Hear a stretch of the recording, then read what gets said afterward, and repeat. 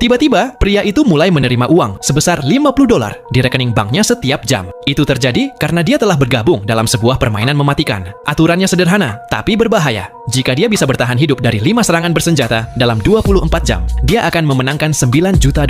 Untuk tetap hidup, dia berlari menuju stasiun kereta, tapi seorang pemburu sudah menunggunya di sana. Dalam permainan ini, dia tidak diperbolehkan memanggil polisi ataupun menyerah.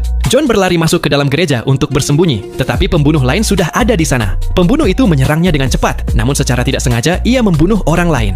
Seketika penyerang sebenarnya muncul, mengunci pintu gereja, dan menyerang John dengan palunya. Tepat saat pembunuh itu hendak memukul, palunya tersangkut di pintu. John memanfaatkan kesempatan itu untuk melawan, mengunci pembunuh itu di dalam gereja, dan lalu melarikan diri. Namun, saat kabur, pembunuh itu berhasil menghantam kaki John dengan palunya, dan palu itu menancap di kakinya. John lalu membersihkan lukanya dengan cairan thinner, dan berusaha terus berjalan, tetapi akhirnya ia jatuh dan pingsan. Sementara itu, pembunuh lain mengetahui bahwa John masih hidup dan akan datang dalam waktu 1 jam lagi. John menemukan sebuah supermarket, mengambil seragam petugas stadion untuk menyamar, dan berbaur di tengah keramaian. Ketika pembunuh tiba, pada awalnya dia tidak mengenali John, tetapi pemilik toko melihat seragam curian itu dan memarahinya. Perhatian si pembunuh langsung tertuju pada John.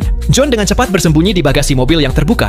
Pembunuh itu mencarinya kemana-mana, tetapi tidak menemukannya. Ketakutan, John berpikir, ia harus pergi dari sini sekarang jika ingin selamat. Dia segera keluar dari mobil dan menuju pom bensin terdekat. Di sana, dia mencuri sebuah taksi dan berkendara langsung pulang untuk menemui istrinya. Namun tanpa ia sadari, pembunuh itu sudah tiba lebih dulu di rumahnya. Nah, mungkin kalian bertanya-tanya, kenapa para pembunuh itu tidak menggunakan senjata api? Itu karena aturan di dalam permainan ini melarang keras untuk menggunakannya. Saat John mencoba kabur dengan taksi, pembunuh itu melempar paku baja dan menyebabkan ban mobilnya meledak. John melihat kesempatan, menyerang pembunuh itu dan menjatuhkannya. Namun, ia tidak sadar bahwa pembunuh lain sudah bersembunyi di dalam taksi. Pembunuh itu lalu melilit kawat di leher John, tetapi John bisa mengatasinya. Selang beberapa saat, karena marah, John mengambil batu besar dan membunuhnya di tempat.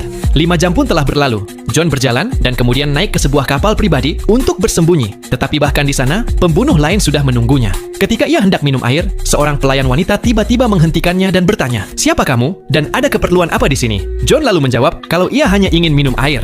Namun ternyata, wanita itu juga bagian dari permainan mematikan. Pertarungan sengit pun terjadi. Wanita itu lebih kuat dan mulai menyudutkan John. John segera berlari keluar dan berpegangan pada jembatan besi. Dia tidak sadar bahwa wanita itu mengikutinya. Begitu wanita itu menyusul, John menendangnya keras hingga jatuh ke air. Kemudian, ia memanjat naik ke jembatan dan pergi melarikan diri. Nah, cuplikan adegan dari serial TV ini bisa kalian saksikan dengan judul Most Dangerous Game 2020.